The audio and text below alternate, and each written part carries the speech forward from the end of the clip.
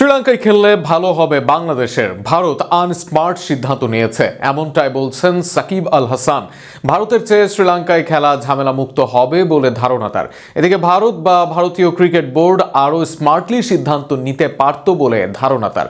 এছাড়া মুস্তাফিজকে আইপিএল খেলতে না দেওয়া দুঃখজনক বলে জানিয়েছেন তিনি। সিদ্ধান্ত চান ক্রিকেটার ও ক্রিকেটারদের ভালোর জন্য। দেশের ক্রিকেট ভিত্তিক শীর্ষ গণমাধ্যম বিডি ক্রিক টাইমকে দেওয়া এই সাক্ষাৎকার নিয়ে আরও থাকছে প্রতিবেদনে। মুস্তাফিজ ইস্যু সরছেই না বাংলাদেশ ক্রিকেট থেকে, বরং সবাইকে সব ব্যাপারের মাঝে এই ইস্যুতে একটা প্রশ্ন করাই যেন এখন স্বাভাবিক ব্যাপার।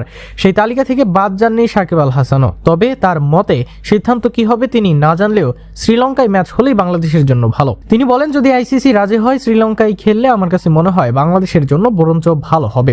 যেটা ভালো হবে, ভারত থেকে আমরা শ্রীলঙ্কায় ম্যাচ বেশি খেলি, সেদিক থেকে আমরা শ্রীলঙ্কার কন্ডিশনের সাথে বেশি পরিচিত। যদিও কলকাতা আমাদের পাশের শহর, কিন্তু ওখানে তো বিশ্বকাপ ছাড়া আমরা ম্যাচ খুবই কম খেলেছি।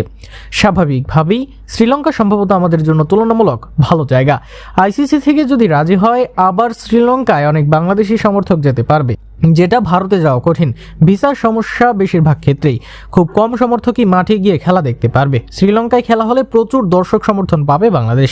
বেশিরভাগ খেলোয়াড়ই প্রতিটি ম্যাচে অনেক বেশি ম্যাচ খেলার অভিজ্ঞতা আছে। এছাড়াও ফিজ ইস্যুতে ভারতের অনেক স্মার্ট সিদ্ধান্তের কথা বলেন সাকিব। তিনি বলেন, এই ইস্যুটা ভারতীয় ক্রিকেট বোর্ড আরও স্মার্টলি সামলাতে পারত। অবশ্যই একজন খেলোয়াড়ের দিক থেকে তা খুবই হতাশাজনক। এরকম একটা বড় নিলাম হওয়ার পর খেলতে না পারা অবশ্যই দুঃখজনক একটা বিষয়। তবে একটি ব্যাপারে তামিমের মতোই ভেবেছেন, যে সিদ্ধান্তই নেওয়া হোক তা যেন নেওয়া হয় দেশের ক্রিকেটের ভবিষ্যৎ ভেবে। বিডি ক্রিক টাইমকে দেয়া একান্ত ওই সাক্ষাৎকারে সাকিব বলেন, বাংলাদেশ যে আসলে কোন অবস্থানে আছে আমার পক্ষে সেটা বলা মুশকিল। বিসিবি আর আইসিসি কি ধরনের ইমেল চালাচালি করেছে সেটা ইম্পর্ট্যান্ট। আসলে মানুষ অনেক সময় মিডিয়াতে অনেক কথা বলে, কাগজে কলমে এটার সত্যতা খুবই কম থাকে। এ কারণে কোনো ঘটনা না হওয়া পর্যন্ত বলা মুশকিল আসলে কি হচ্ছে।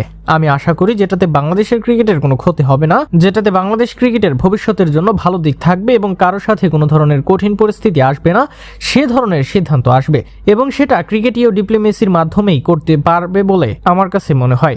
স্ট্যান্ড তো এক এক সময় এক এক রকম, তবে কোনো কঠিন পরিস্থিতিই যেন বাংলাদেশের ক্রিকেটকে না পড়তে হয় সেরকম সিদ্ধান্তই নেবে বিসিবি হোক, সরকার হোক, অদূর ভবিষ্যতে বা এখনও বাংলাদেশের ক্রিকেটের কোনো সমস্যা হবে না।